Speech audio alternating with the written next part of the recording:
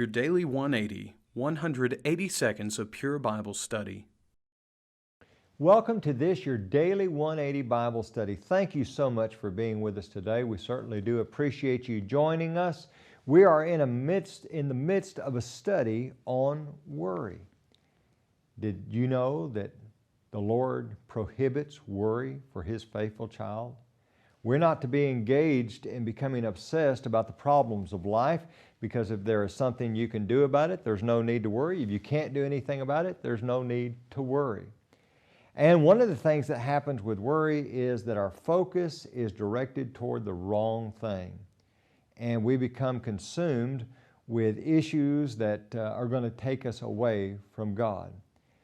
We don't have time to be misdirected. As a matter of fact, in Ephesians chapter 5 and verse number 16, Paul would write, "Redeeming the time because the days are evil."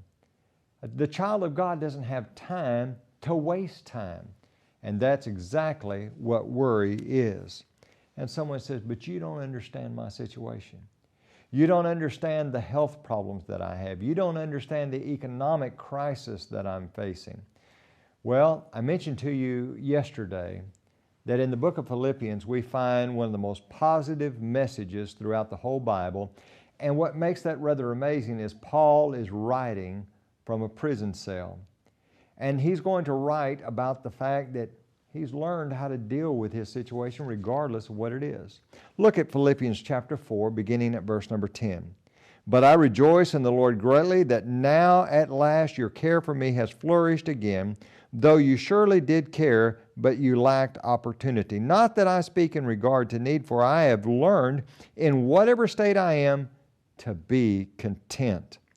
I know how to be abased, and I know how to abound in everything, and in all things I have learned both to be full and to be hungry, both to abound and to suffer."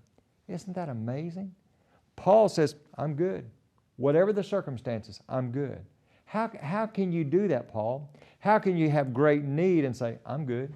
How can you one day have everything you need and the next day not have what you need and say, "It's okay"? Verse number 13. We read this verse a lot, but it's a very important verse. He explains how he's able to not worry and be content. "I can do all things through Christ Jesus who strengthens me." Now that is the key to living a worry-free life. Thank you for being with us today.